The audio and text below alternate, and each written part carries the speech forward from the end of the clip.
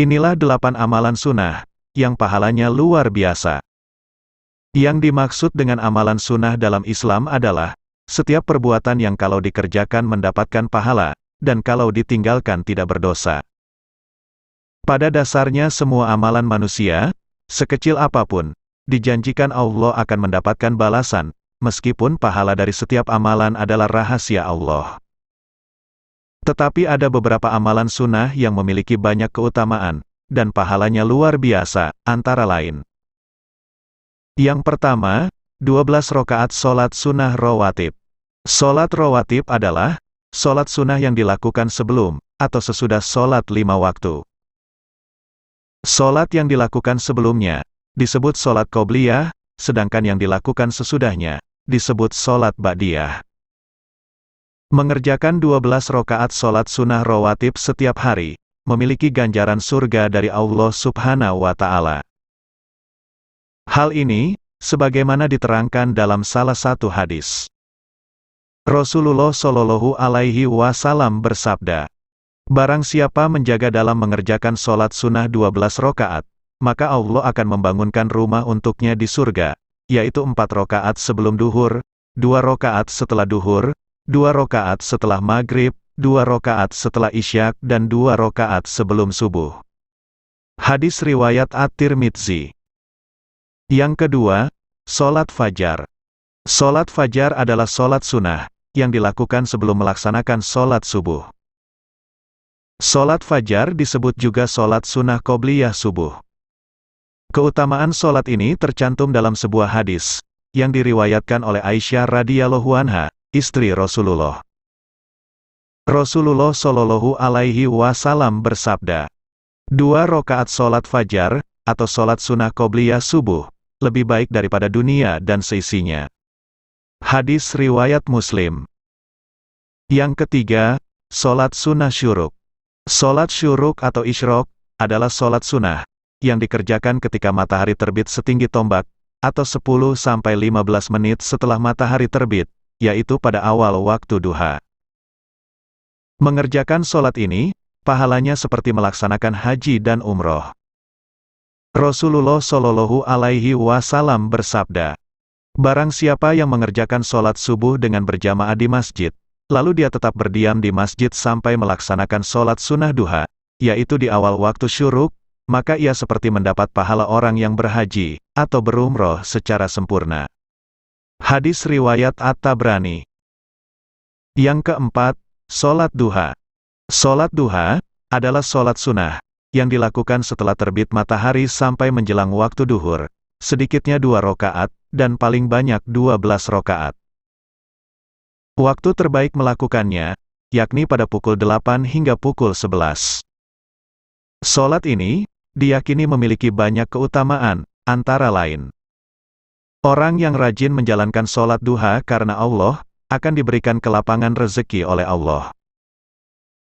Dari Abu Darda, Rasulullah Shallallahu Alaihi Wasallam menjelaskan, bahwa Allah Subhanahu wa Ta'ala berfirman, wahai anak Adam, rukuklah, sholatlah, karena aku pada awal siang, saat sholat duha 4 rakaat, maka aku akan mencukupi kebutuhanmu, sampai sore hari.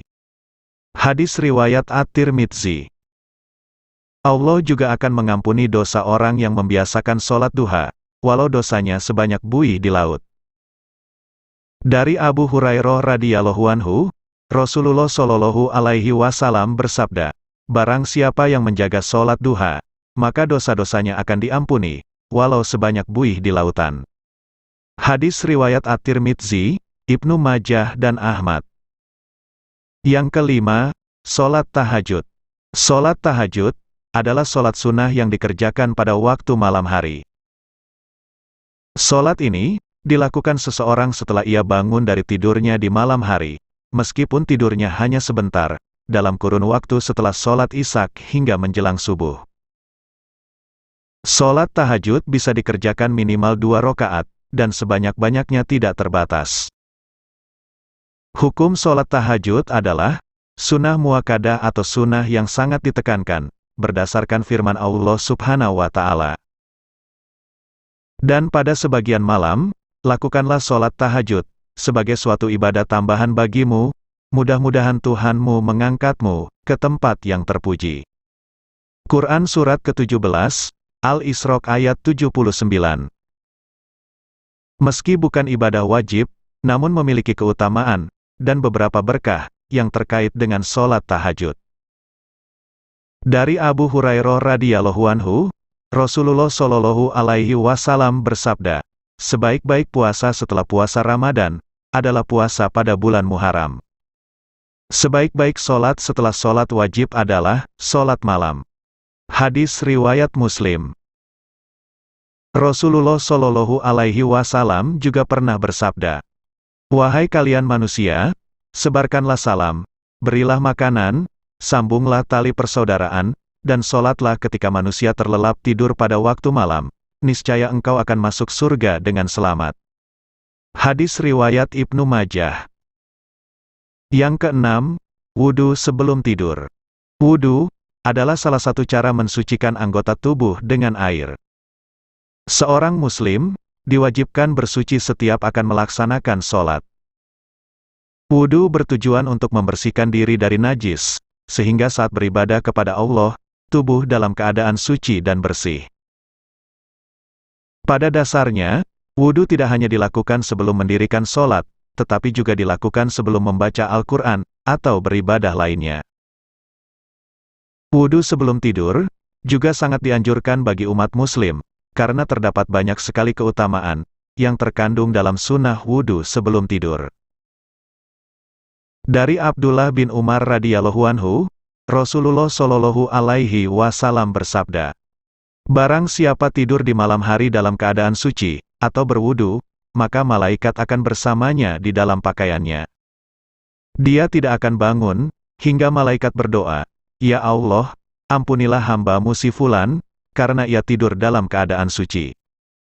Hadis riwayat Ibnu Hibban. Yang ketujuh, membaca doa setelah azan. Azan adalah panggilan ibadah bagi umat Islam, untuk menunaikan sholat fardu. Azan dikumandangkan oleh seorang muazin dari masjid, setiap memasuki 5 waktu sholat. Saat muazin melantunkan azan, sebagai umat muslim, kita dianjurkan untuk menjawab setiap lafaz lantunan azan tersebut. Bahkan disunahkan untuk berdoa, seusai mendengarkan azan.